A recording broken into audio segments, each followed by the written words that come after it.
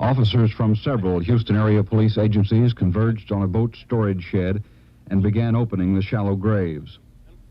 They were led to the site by 17-year-old Elmer Wayne Henley. Henley told police in suburban Pasadena that he had killed a man who boasted of the murders of several young people.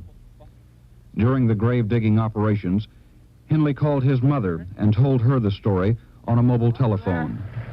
Who? Mama, Who's this? it's Wayne. Yes, this is Mama, baby. Mama, Huh? I killed Dean. Wayne? Ma'am? Wayne, you didn't. Yes. Oh, God. Where are you? It's all right. Wayne? It's all right. It's all right. Where are you? I'm out of his warehouse. Where? Out at that warehouse he keeps. Can I come out there? Yes. No. It's on Highland Park. She can't. No, you can't come. I'm with the police, Mama. Henley told police he killed 33-year-old Dean Allen Corll during a party at Corll's house. Henley said Corll had threatened him with a pistol and a knife, trying to force him into unnatural sex acts. Henley told police Corll had bragged about killing several young men and putting their nude bodies in shallow graves in the rented stall. After further police questioning, Henley said as many as 18 or 19 bodies might be buried in the stall. And Henley said there are other graves on a stretch of beach along the Texas Gulf Coast and at a lake in East Texas. Henley and police traveled to the lake site to look for the additional graves. A Houston police lieutenant says as many as 25 or 30 murder victims might be involved in the case. He says it's the work of a perverted maniac.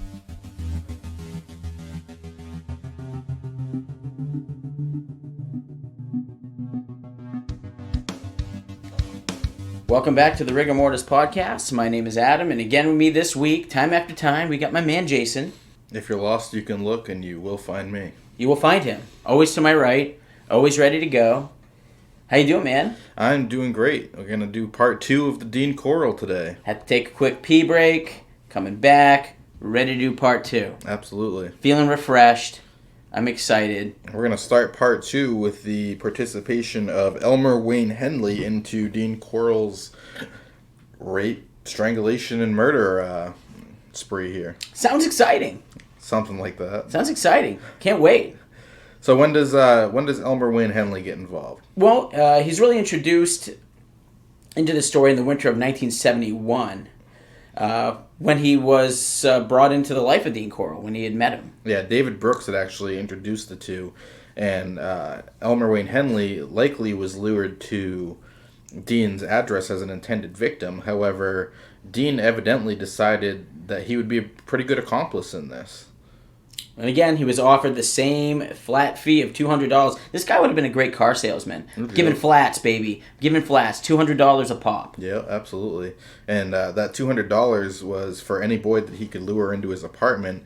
And he actually told Henley that he was involved in a white slavery ring operating from Dallas.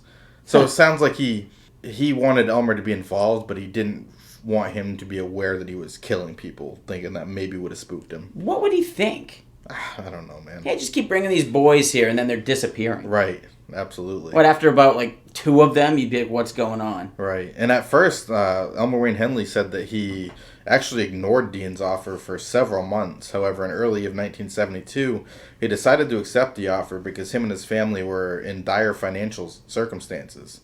And he said the first abduction that he participated in occurred during the time that Dean resided on Schuler Street, which was an address that he had moved to in February of 1972.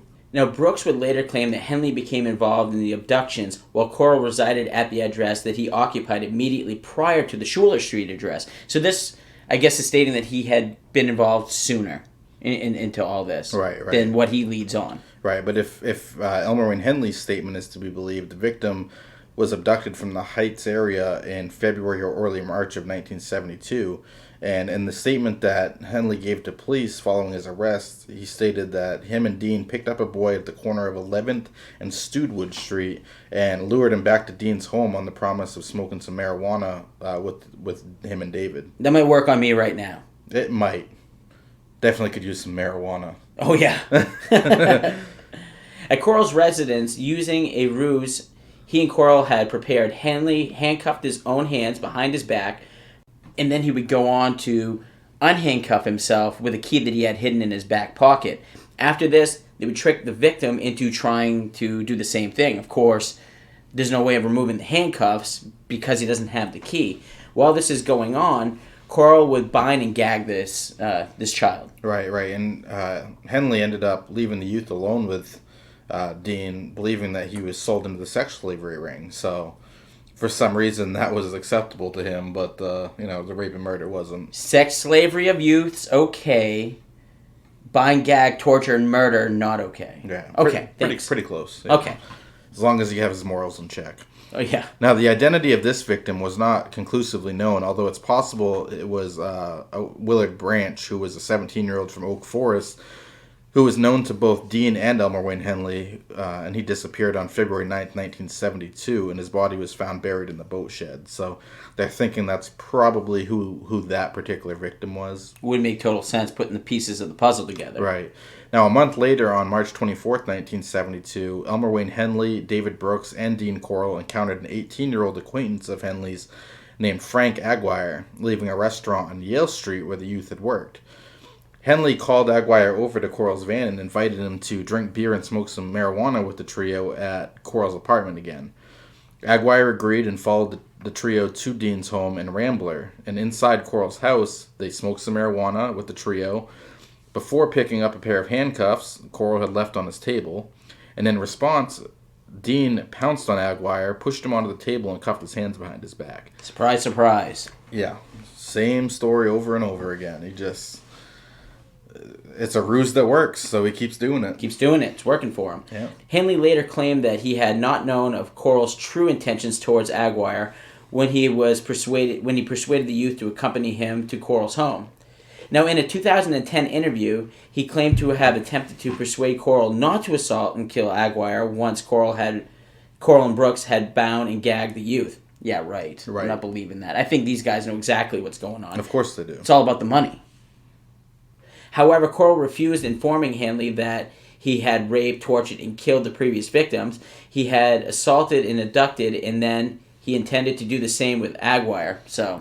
Right, and at this point, Henley subsequently assisted Dean and David Brooks in his burial at the High Island Beach. So, despite the revelations that Dean was in reality killing all these boys that Elmer Wayne Henley and David Brooks had assisted him in abducting, Henley became an active participant in the abductions and murders. So it's like once he found out what it really was, he was like, oh, well, at least I know now. Do it for the money, baby. Absolutely. It's messed up. But within 1 month, on April 20th of 1972, he assisted Dean and David in the abduction of another youth, a 17-year-old named Mark Scott, who is well known to both Elmer Wayne Henley and David Brooks. He was actually grabbed by force and fought pretty furiously against the attempts of Dean to restrain him, even after he even attempted to stab his attackers with a knife. However, Scott saw Henley pointing a pistol toward him, and he just gave up at that point. Never bring a knife to a gunfight. Never. This is what happens. But it just goes to show you that all these victims that they're saying, oh, come smoke some weed and drink some beer with us, that are just showing up. Not everybody they had was a willing participant. He obviously had no intentions on going, but Dean was like, no, you're coming with me. This must have totally taken Dean by surprise because these ruses have always worked so far. Yeah, and of course he suffered the same fate as everyone else, rape, torture, strangulation, and again was buried at the High Island Beach. Brooks stated Henley was exceptionally sadistic in his participation in the murders committed at Schuler Street before Corll vacated the address on June 26. So these guys are not only bringing them there for the cash, but they're getting into it. Right. And in David Brooks' confession, he said that both the youths that were tied to Corll's bed and after they were tortured and raped, Henley actually manually strangled Bullock and then shouted, "Hey, Johnny!" and shot him in the forehead with the bullet exiting through his ear. Man, it almost makes you wonder who was worse, the boys or Dean. I was just thinking the same thing. It's like the minute the boys found out how bad Dean was, it was like carte blanche for them to do whatever they wanted. That's what it seemed like, You can get away with whatever you want. I'm going to give you cash, going to give you cars, going to give you whatever you need. Just keep helping me with this. And they enjoy doing it.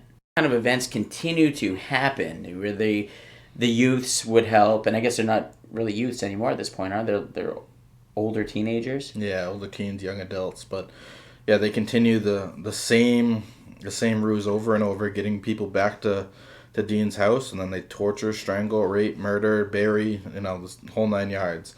And this goes on until around February 1st of 1973, when it's generally thought that there were no victims killed. They were killing people regularly. Yeah, left and right. But between February 1st and June 4th of 1973, there is no known victims, and this is believed to be because Dean actually suffered from the hydrocele.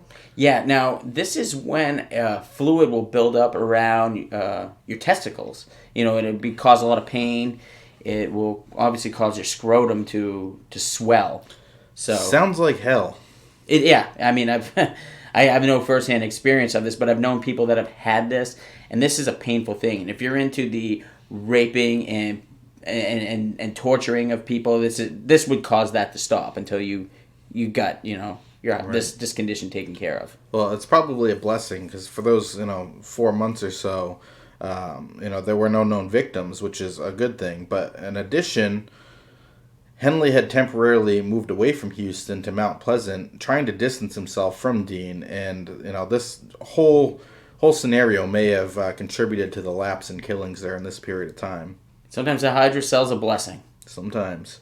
Nonetheless, Corll's rate of killing increased dramatically after this was taken care of in June. And both Henley and Brooks later testified to the increase in the level of brutality of the murders committed while Corll resided at Lamar Drive.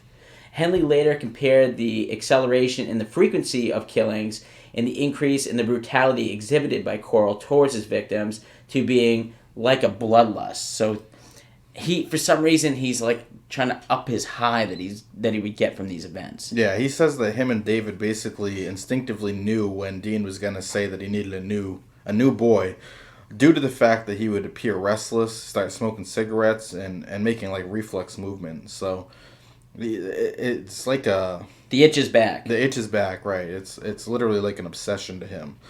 Now, on June 4th, Elmer Wayne Henley and Dean Corll abducted 15-year-old William Ray Lawrence, and he was last seen alive by his father on 31st Street.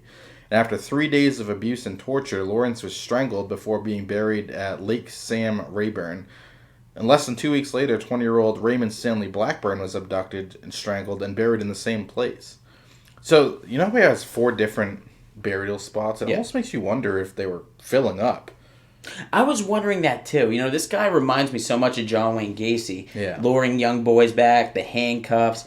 And of course, with the John Wayne Gacy story with the root cellar and the odor that would come from his house, I was thinking as we're doing this, that boathouse must have stunk something terrible. Yeah, or maybe even ran out of space where he could keep digging, and man, a lot going on there. I tell you what, this is getting awfully disgusting, and I'm in the mood for a palate cleanser right now. Yeah. Why don't we go to that palate cleanser? Hey guys, we want to take a moment to tell you about this new exciting game that we've been playing called Best Fiends. Now, true crime is our passion, but even we need the occasional break. So when we need that mental palate cleanser, our go-to for a refresher is Best Fiends. Let me tell you what, I was super excited when they approached us in regards to sponsoring our podcast because I'd been playing Best Fiends for months. Now, I've only been playing this for a few weeks since you told me about it, but I really enjoy how challenging the puzzles are, and it helps keep my brain fresh for all of the information we have to take in while recording the podcast. This game is definitely challenging, Jason. You got that right. And a lot of fun to play. So engage your brain with fun puzzles and collect tons of cute characters. Trust me, with over 100 million downloads, this 5-star rated mobile puzzle game is a must play. So do yourself a favor like Jason and I have and download Best Fiends for free. It's a great game. We definitely think you'll enjoy. Again, check out Friends without the R. Best Fiends. Download it today. On July 6th of 1973, Wayne Henley began attending classes at the Coach's Driving School in Bel Air, where he became acquainted with 15-year-old Homer Luis Garcia. The following day, Garcia phoned his mother to say he was spending the night with a friend. He was shot and left to bleed to death at Corll's bathtub before he was buried at Lake Sam Rayburn. 5 days later, on July 12th, 17-year-old John Sellers of Orange County was bound, shot to death, and buried at High Island Beach. So He is definitely increasing, the frequency of his murders. Absolutely. And what's interesting here is in July of 1973, David Brooks actually marries his pregnant fiancée, and Elmer Wayne Henley temporarily became Dean's sole producer of victims. I wonder how David kept this from his fiancée, because it seems like he's so involved that he must be with Dean Corll most of the time. Just rolling with the homies, baby. Let me out to hang out with my boys. I'll come back and love you better. Okay. Now during this time that Henley's assisting in the abductions and murder of all these youths, between July 19th and July 25th. Now, Henley claims that these abductions were the only 3 that occurred after he became an accomplice to Corll, in which David Brooks was not a participant. Now, one of these victims is a 15-year-old Michael Bullock, who is the brother of a previous victim, Billy Bullock, and he was last seen by his family on July 19th on his way to get a haircut. He ended up, of course, being strangled and then buried at Lake Rayburn. Now, the 2 other victims, Charles Cobble and Marty Ray Jones, were abducted together on the afternoon of July 25th. And Henley himself stated that both of these victims were buried in the boat shed. How many do we have in the boat shed right now? At least a dozen. It must be. And it's interesting to me that they have such confidence that they're willing to kidnap 2 at one time. I know, huh? Kidnapping 1 and having 3 of them to kind of, keep the victim reined in makes sense. But right now, it's just Henley and Dean Corll, 2-on-2, basically. Yeah. It's interesting that they were able to do that. They've got it refined down. They know exactly what they're going to do. They have the playbook. They do. And they're running with that. On August 3rd of 1973, Corll killed his last victim, a 13-year-old boy from South Houston named James Dramella. Now, James was abducted by Brooks and Corll while riding his bike in Pasadena and driven to Lamar Drive upon the pretenses of collecting empty glass bottles to resell, so recyclables. At Corll's home, James was tied to Corll's torture board, raped, tortured, and strangled with a cord before being buried in the boat shed. David Brooks later described James as a small, blonde boy for whom he had bought a pizza and for whose company was spent 45 minutes before the youth was attacked. So it was a real quick abduction and coercion and murder. Yeah, it didn't waste any time on it, like they were just waiting for it. But here's when everything comes to a head, finally. As we mentioned, that was his last murder. So on the evening of August 7th of 1973, Elmer Wayne Henley invited a 19-year-old named Timothy Cordell Carley to attend a party at Carroll's Pasadena residence. Timothy was a casual acquaintance of Dean's who was intended to be his next victim and accepted his offer. David was not present at this time, and the 2 youths arrived at Corll's house where they sniffed paint fumes and drank alcohol until midnight before leaving the house to purchase sandwiches. Henley and Curley then drove back to Houston Heights, and Curley parked his vehicle close to Henley's home. Henley exited the vehicle and walked toward the home of 15-year-old Rhonda Louise Williams, who was a friend of his who had been beaten by her drunken father that evening and decided to temporarily leave home until her father became sober. Now, Elmer Wayne Henley invited Williams to spend the evening at Dean's home, and she agreed and climbed into the back seat of Curley's Volkswagen. The trio then drove toward Dean's residence in Pasadena, and approximately at 3 a.m. on the morning of August 8, 1973, Elmer Wayne Henley and Timothy Curley, accompanied by Williams, returned to Dean's residence. Dean was furious that Henley had brought a girl to his house, telling him in private that he had just ruined everything, because, of course, he's into young men. Into young men, yeah. Now, Henley explained that Williams had argued with her father that evening and didn't wish to return home. So Dean appeared to calm down a little bit, and he ended up offering all 3 of them some beer and some marijuana, typical. The 3 teenagers began drinking and smoking, and Henley and Curley also were sniffing the paint fumes, as Corll watched them intently. After approximately 2 hours, Henley and Curley and Williams all 3 passed out. Henley woke to find himself lying upon his stomach. Corll snapped handcuffs onto his wrist, so he was pissed. Yeah, he's his own accomplice right now. Don't you dare bring a girl here. Right. His mouth had been taped shut and his ankles had been bound together. Now Curley and Williams lay beside Henley, securely bound with nylon rope, gagged with adhesive tape, and lying face down on the floor. Curley had been stripped naked. So you almost could assume that something had happened while everybody was lying there unconscious. Right. Noting Henley had awoken, Corll removed the gag from his mouth. Henley protested in vain against Corll's actions, whereupon Corll reiterated that he was angry with Henry for bringing a girl to his house, and then he states that he's going to kill all 3 teenagers. So he's going to kill his own accomplice right now. Don't piss me off. No, not at all. And he says that he's going to kill them after he assaulted and tortured Timothy Curley, initially telling him, you blew it bringing that girl. Before he shouted, I'm going to kill you all, but first I'm going to have my fun. He then repeatedly kicked Williams in the chest before dragging Elmer Wayne Henley into his kitchen and placing a .22 caliber pistol against his stomach and threatened to shoot him. Now, at this time, Henley calms down Dean Corll, promising that he'll participate in the torture and murder of both Williams and Curley, as long as Dean releases him. Finally, Dean agrees and unties Henley, and then he carries Timothy Curley and Rhonda Williams into his bedroom and tied them to opposite side of his torture board. Curley on his stomach and Williams on her back. Now, at this time, Dean then handed Henley a hunting knife and ordered him to cut away Rhonda Williams' clothes, insisting that while he would rape and kill Timothy Curley, Henley would do likewise to Rhonda Williams. I ain't doing the girl, but you are. Right. Now, at this time, Elmer Wayne Henley began cutting away Rhonda's clothes as Dean undressed and began to assault Timothy Curley. Both of them had awakened by this point, and Curley began, trying to shake free of his restraints and whatnot, and shouting as Rhonda Williams, whose gag Henley had removed, lifted her head and asked Henley, "Is this for real?" And Elmer Wayne Henley said, "Yes, it is. You got to remember, these two are friends." Yeah, wow, totally blindsided. She's obviously never seen this side of him in the past, I'm assuming. And Elmer Wayne Henley says, "Yes." And Williams then asks Elmer, "Are you going to do anything about it?" And at this point, Henley asks Corll whether he might take Williams into another room. Corll ignored him, and Henley then grabbed Corll's pistol, shouting, "You've gone far enough, Dean." As Corll clambered off Curley, Henry elaborated, "I can't go on with this any longer. I can't have you kill all of my friends." Now he's coming to that revelation. Hey, you're killing everybody I know? Come on now. Right. Corll approaches Henley, saying, "Kill me, Wayne." Henley stepped back a few paces as Corll continued to advance upon him, shouting, "You won't do it."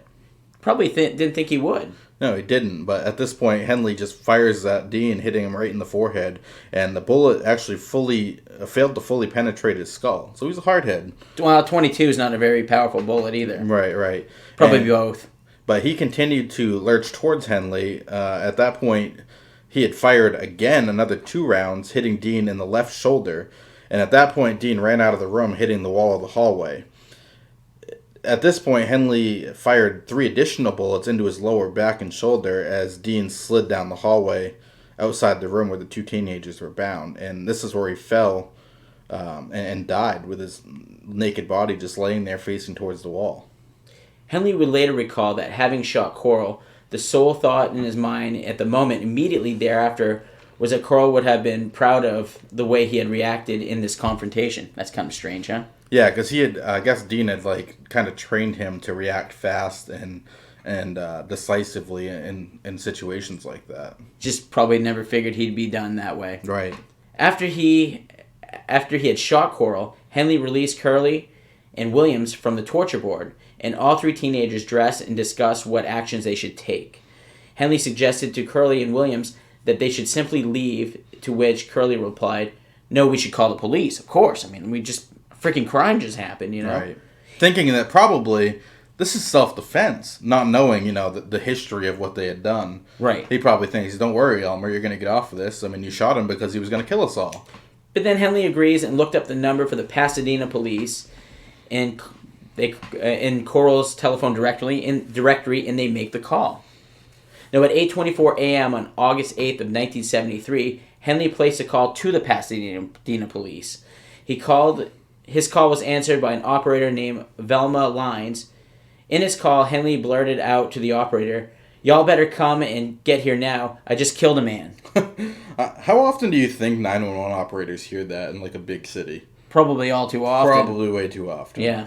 Now, Elmer ends up giving the address to the operator as 2020 Lamar Drive in Pasadena, And as Curley and Williams and Henley waited upon Dean's porch for the police to arrive, Henley mentioned to Timothy Curley that he had done that 4 or 5 times. Which we know is a lie. He'd done it several times more than that. Well, I don't think he did all of them. I think a lot of them were Dean's. That's true. That's true. But he had definitely participated in some of them. So minutes later, a Pasadena police car arrived at 2020 Lamar Drive. The 3 teenagers were sitting on the porch outside the house, and the officer noted that the .22 caliber pistol on the driveway near the 3. Henley told the officer that he was the individual who had made the call and indicated that the body of Dean Corll was inside the house. After confiscating the pistol and placing Henley, Williams, and Curley inside the patrol car, the officer entered the bungalow and discovered Dean's body inside the hallway. The officer then returned to the car and read Henley his Miranda rights. In response, Henley shouted, "I don't care who knows about it. I have to get it off my chest." He was eating at him. It is, I'm sure. And Timothy Curley later told detectives that before the police officer had arrived at Lamar Drive, Henley had informed him, "If you weren't my friend, I could have gotten $200 for you." Very nice. Very nice. Very nice. It's kind of interesting how he had this revelation in the middle of the act. It was like, wow, this is wrong. All my friends are being murdered here, and I'm doing it for cash. And what's interesting is it doesn't sound like it was Timothy Curley that he gave a shit about. I think it was the girl. Yeah. I think that when she was like, "Is this real? Like, why are you doing this to me?" Almost like, I had this altercation with my dad, and I went to you for safety, and this is not what I was expecting from you. Much worse. Right, absolutely. Now, in custody at the Pasadena Police Department, Henley initially was questioned in relation to the killing of Dean Corll. He recounted the events of the previous evening and that morning, explaining that he had shot Corll in self-defense. The statement given by Curley and Williams corroborated Henley's account, and the detective questioning Henley believed he had indeed acted in self-defense, so he could have easily gotten away with all this. Yeah, right then. I mean, you got to figure that's the only thing they had, pinned on him, and it sounds good. But at the same time, you got to figure when the police are searching the house, they're going to find this torture board and, probably some keys that he had kept as keepsakes and things like that. So, right now he's in good shape, but you can't imagine that's going to last. Exactly. When questioned regarding his claim that Corll had threatened him that morning, he had shouted that he had killed several other boys. So he's starting to come clean with everything. Henley explained that for the almost 3 years, he and Dave Brooks had helped produce teen boys, some of whom had been their own friends for Corll, who had raped and murdered them. Henley gave a verbal statement stating he initially had believed that the boys had been abducted, were to be sold into the Dallas-based organization of homosexual acts, sodomy, and maybe killings later on. Right. But soon thereafter, he learned, of course, that Dean himself was killing the victims that they produced. And Henley admitted he had assisted Corll in several of the abductions and murders, and that he had actively participated in the torture and mutilation of 6 to 8 victims prior to their murder. Now, most of these victims had been buried in a southwest Houston boat shed, with others buried at the Lake Sam Rayburn and High Island Beach, and also told police that he had been paid up to $200 for each victim that him or David Brooks had lured to the apartment. Now, because this is such a wild story, police were initially skeptical of Henley's claims, assuming that the sole homicide of the case was that of Corll, thinking nothing else of it other than this. But why would this kid lie? Right. And they had, basically thought that this was the result of drug-fueled a fight that had turned deadly. But Henley was very insistent, telling the police the names of the boys and things like that. And he stated that David Brooks had brought these boys to Dean Corll. So the police eventually accepted that there was something to his claims, as all 3 of the teenagers that he had told the police about were missing. Now, the floor of the room where these 3 teenagers had been killed was covered in thick plastic sheeting, so there wasn't a ton of evidence, but they were able to find, handcuffs attached, nylon rope, and things like that. And they did find all these items at Dean's address, along with a large hunting knife. And I'm sure other torture devices as well. Right. Now, Dean's Ford Ecoline van that was parked in the driveway had a pretty similar impression that something may have been used for it. The rear windows of the van were sealed by blue curtains, and they also did find a coil of rope and also a beige rug, covered in soil stains. So, it seems like this thing's been on the back road somewhere, basically. Yeah, definitely used as a hit kit mobile. Right. So after all of this happens, Henley agrees to accompany police to Corll's boat shed in southwest Houston, where he claims that the bodies of most of the victims could be found. Inside the boat shed, police found a half-striped car, which turned out to have been stolen from a used car lot in March.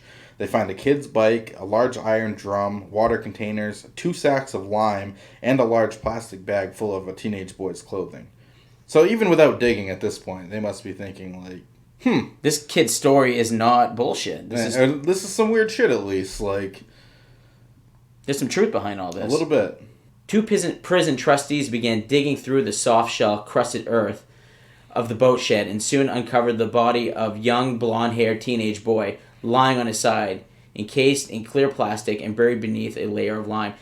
Make the prisoners do it, you know what I mean? Yeah, absolutely. Oh, man, this is probably the worst day of their fucking sentence. And you got to imagine, too, that as they start digging and they're shovel full of dirt, the cops are probably like, And the minute they grab a shovel full of lime, they must be thinking, Here we go. Yep. Here we go. Police continued excavating through the earth of the shed, unearthing the remains of more victims in various stages of decomposition. Most of the bodies found were wrapped in thick, clear plastic sheeting. Some victims had been shot, others strangled, the ligatures still wrapped tightly around their necks. All of the victims found had been sodomized, and most victims were found to have borne evidence of sexual torture. Pubic hairs had been plucked out, genitals had been chewed, objects had been inserted into the rectums, and glass rods had been inserted into their urethras and smashed. Jesus, that sounds horrible. And this was a common practice by the Vietnamese to U.S. soldiers, so that's Really? probably where Corll had gotten that idea. Absolutely. I'd never heard of that. That's... Whew. Yeah, ouch. Now, cloth rags had also been inserted into the victim's mouth and adhesive tape wound over their faces to muffle their screams. The mouth of the third victim, unearthed on August 8th, was so open that all the upper and lower teeth were visible, leading investigators to theorize that he had died with a scream on his lips. On August 8th of 1973, 8 corpses were uncovered at the boat shed. Now, accompanied by his father, David Brooks presented himself to the Houston police station on the evening of August 8, 1973, and gave a statement in which he denied any participation in the murders, but did admit to having known Corll had raped and killed 2 people in 1970. So he's like, yeah, I had nothing to do with it, but I had heard some things. I knew this was going on. What do you think he was feeling at this time? I mean, he's there with his dad. Do you think he told his dad, this is bullshit, like... let's just go down there and clear the air? Or do you think he kind of told his dad, and his dad was like, we got to talk to the we're going to go down authorities. there and you're going to deny everything, blah, blah, blah. Yeah. Like, Most likely. Oof. On the morning of August 9th of 1973, Henley gave a full written statement detailing he and Brooks's involvement with Dean Corll in the abduction and murder of numerous youths. In this confession, Henley readily admitted to having personally killed approximately 9 youths and to have assisted in Corll in the strangulation of others. He stated that only 3 abductions and murders Brooks had not assisted him and Corll with were 3 murders committed in the summer of 1973. This would have been while he was gone. Right. And that afternoon, Henley had accompanied police to Lake Sam Rayburn in St. Augustine County, where he, Brooks, and Dean Corll had buried 4 victims that they had killed that year. 2 additional bodies were found in shallow lime-soaked graves located close to a dirt road inside the lakeside log cabin that was owned by Dean's family. Police found a second plywood torture board at this house and rolls of plastic sheeting, shovels, and a sack of lime. Now, they additionally found 9 more bodies in the boat shed on August 9th of 1973, all of which were in an advanced state of decomposition, so you'd assume those were probably some of the earlier victims. One of the bodies that was unearthed had evidence of sexual mutilation, and another victim unearthed had several fractured ribs. So, probably quite a struggle during those murders. Now, the 13th and 14th bodies unearthed bore identification cards naming the victims as Donald and Jerry Waldrop, the Waldrop brothers. I'm almost surprised that he didn't keep the identification cards as like a trophy. I know, right? You would think. Maybe too risky. Maybe. David Brooks gave a full confession on the evening of August 9th, admitting to being present at several killings and assisting in several burials, although he continued to deny any direct participation in the murders. I mean, geez, you're admitting to everything but that. Right. In reference to the torture board upon which Corll had restrained and tortured his victims, Brooks stated, once they were on the board, they were as good as dead. It was all over but the shouting and crying. Ooh. So that was when the torture really began. Yeah, and he also agreed to accompany police to High Island Beach to help them in the search for bodies of the victims. So he's probably, what's probably going through his head is that Henley's being so cooperative that he's going to get a hell of a deal out of this, and he's going to be the one to take the brunt of the punishment. So he tries to kind of throw himself in there as Mr. Helpful as well. But on August 10th of 1973, Henley again accompanied police to Lake Sam Rayburn, where two more bodies were found just 10 feet apart. Now, as with the other two bodies that were found the previous day, both victims had been tortured and severely beaten, particularly around the head. And that afternoon, both Henley and Brooks accompanied police to High Island Beach and showed them the shallow graves of two more victims. On August 13th of 1973, both Henley and Brooks again accompanied the police to High Island Beach, where 4 more bodies were found, making a total of 27 known victims. This at this time was known as the worst killing spree in American history of all time. And it's so crazy. There was absolutely zero suspicion on them until Henley killed Corll and spoke. He could have got away with Dean Corll's murder, and nobody would have ever known what happened to those 28 victims. He could have gotten away with Dean Corll's murder, and if they ever would have found anything, they would never have been able to link it back to him. Right. Yeah, because he could have just said, us 3 teenagers were brought there, and we're going to be his next victims, but we got out of it. Now, the family of Corll's victims were highly critical of the Houston Police Department, which had been quick to list the missing boys as runaways who had not been considered worthy of any major investigation. The families of the murdered youths asserted that the police should have noted an insidious trend and pattern in disappearance between the teenage boys from the Heights neighborhood. I mean, there's been so many of them. Yeah, that's what I was saying earlier. I mean, if you have 20 people go missing from one, maybe like a 5-mile area, that's a lot of freaking people to go missing. There's something obviously going wrong. Evert Waldrop, the father of both Donald and Jerry Waldrop, complained that shortly after his sons had disappeared in 1971, he had informed police that an acquaintance of his had seen Corll burying what appeared to be bodies at the boat shed. So somebody had seen something going on. That's crazy. In response to the police, performed a perfunctory search around the shed before dismissing the reports as a hoax. So they even went there and searched before anything had ever come out. They obviously didn't dig. They must have just went there and looked around and been like, nothing's amiss here, and kind of went on. But Waldrop later stated that on one occasion when he visited the Houston Police Department, the police chief had simply told him, "Why are you down here? You know your boys are runaways." And the mother of Greg Winkle said, "You don't run away from home with nothing but a bathing suit and 80 cents, which she's probably pretty right about that. I would say so. By April of 1974, 21 of Corll's victims had been identified, with all but 4 of the youths having either lived in or close to the connection of the Houston Heights area. So like you said, within just a few mile radius. 2 more teenagers were identified in 1983 and in 1985, one of whom, Richard Kepner, also lived in Houston Heights. The other youths were Willard Branch, who lived in Oak Forest district of Houston, not terribly far. Right. And, on August 13th, shortly after they had confessed and shown the police all these bodies, a grand jury convened in Harris County to hear evidence against Henley and Brooks. The first witness to testify were Rhonda Williams and Tin Curley, who testified about the events on August 7th and 8th that led to Dean Corll's death. And another witness who testified to his experience at the hands of Dean Corll was Billy Rittinger. After listening to testimony for over 6 hours from various people on August 14th, the jury initially indicted Henley on 3 murder charges and Brooks on 1 count. It's interesting that Henley kind of got the worst part of it because Brooks was there first. I know, right? And it's kind of strange that each youth's bail was set at $100,000, and you would think that the greater participant would have a higher bail. Yeah, I would think so, yeah. Now, the district attorney requested that Henley undergo a psychiatric examination to determine whether he was mentally competent to stand trial, but his attorney opposed the decision, stating that the move would violate Henley's constitutional rights. Now, by the time the grand jury had completed its investigation, Henley had been indicted for 6 murders and Brooks for 4. Henley was not charged with the death of Dean Corll, which they did rule that was self-defense, so they got that one right. But it seems to me David Brooks was involved in far more than that. But they do go to trial. They were tried separately for their roles in the murders, and Henley was brought to trial in San Antonio on July 1st of 1974. He was charged with 6 murders committed between March 1972 and July 1973. The prosecution called dozens of witnesses, including Tim Curley and a youth named Billy Rittinger, who had been lured to Dean's Schuler Street address by Henley and Brooks. He testified that at Corll's home he was tied to Corll's torture board and assaulted repeatedly by Dean before he was released.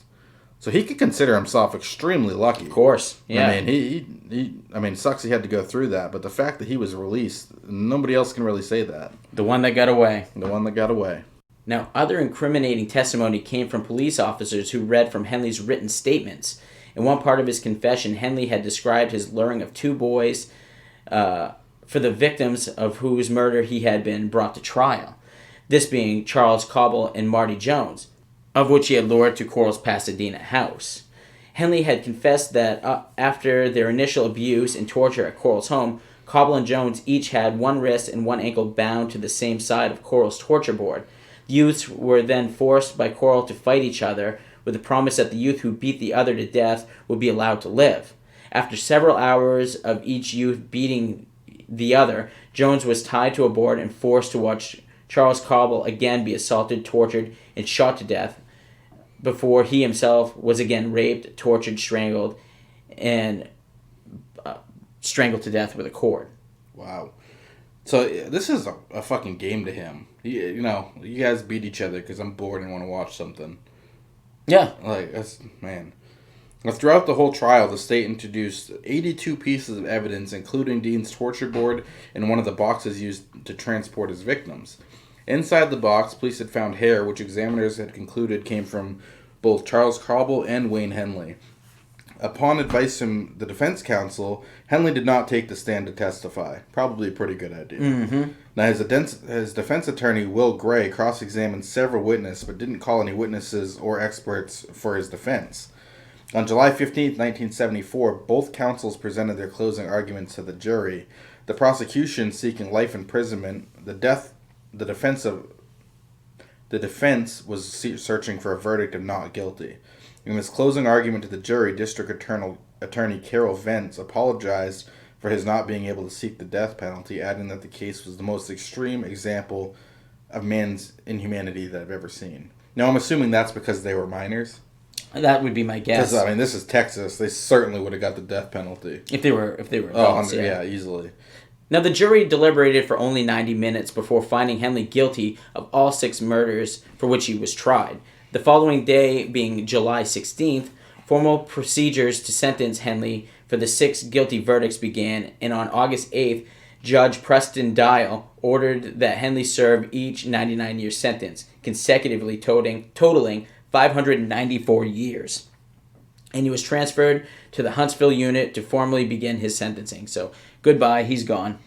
Yeah, well, that's what you'd think. But then he appeals his sentence and conviction, contending that the jury in his initial trial had not been sequestered, that his attorney's objections to news media being present in the courtroom had been overruled, and citing that his defense team's attempts to present evidence contending that the initial trial should not have been held in San Antonio had also been overruled by the judge. Henley's appeal was upheld, and he was actually awarded a retrial in December of 1978. Now, Henley's retrial began on June 18th of 1979. This second trial was held in Corpus Christi, with Henley again represented by defense attorney Will Gray and Ed Pigelow. Henley's attorney again attempted to have Henley's written statements ruled inadmissible. However, Judge Noah Kennedy ruled the written statements given by Henley on August 9th of 1973 as admissible evidence. The retrial lasted 9 days, with Henley's attorney again calling no defense witnesses and again attacking the credibility of Henley's written confessions. The defense also contested that evidence produced by the state belonged to Dean Corll, not Elmer Wayne Henley. I agree with that. I do too, but he's admitted to all of this as well, so right. I could see where it would be tied into both. I could see that, yeah. And on June 27th of 1979, the jury deliberated for over 2 hours before reaching their verdict. Henley was again convicted of all 6 murders and sentenced to 6 concurrent terms of 99 years each. So his trial's done, but now it's David Brooks's turn. He was brought to trial on February 27th of 1975. He had been indicted for 4 murders committed between December 70th and December 1970 and June 1973, but was brought to trial charged with only with the June 1973 murder of William Ray Lawrence. Brooks's defense attorney argued that his client had not committed any murders and attempted to portray Dean and, to a lesser degree, Henley as being active participants in the actual killings. The assistant DA, Tommy Dunn, dismissed the defense's contention outright, at one point telling the jury, "The defendant was in on this killing, this murderous rampage from the very beginning. He tells you he was a cheerleader if nothing else. That's what he was telling you about his presidents, but you know that he was in on it." Now, his trial lasted less than a week, and the jury deliberated for, again, 90 minutes before they reached a verdict, and he was found guilty of Lawrence's murder on March 4th, 1975, and sentenced to life imprisonment. He showed no emotion as the sentence was passed, although his wife burst into tears, which makes sense. She was pregnant with his kid. Of course. So, Brooks also appealed his sentence, contending that the signed confession used against him were taken without his being informed of his legal rights. But his appeal was dismissed in May of 1979. Both Henley and Brooks are serving life sentences. Henley is incarcerated at Mark W. Michael Unit in Anderson County, Texas, and Brooks is incarcerated at the Terrell Unit in Rocheron, Texas. Wow. What a story. What a story, man. It is just crazy to me how they could have got away with it if it wasn't for their guilty conscience. Yeah. It's a good thing, though. It's a good thing those families got justice. You know, there was 28 victims, but there very well could have been more before this was over. Absolutely.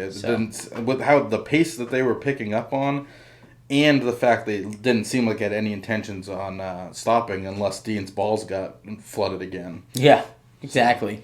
Let us know what you guys think. Shoot us an email at therigamortispodcast@gmail.com. Also on Instagram at the Rigor Mortis Podcast, Twitter at the Rigor Mortis Podcast, my personal Instagram at rigormortis_JLEW, and Adam's Instagram at Dr. Scullyfingers. Yes. Thank you for listening, guys. Thank you for sharing with a friend.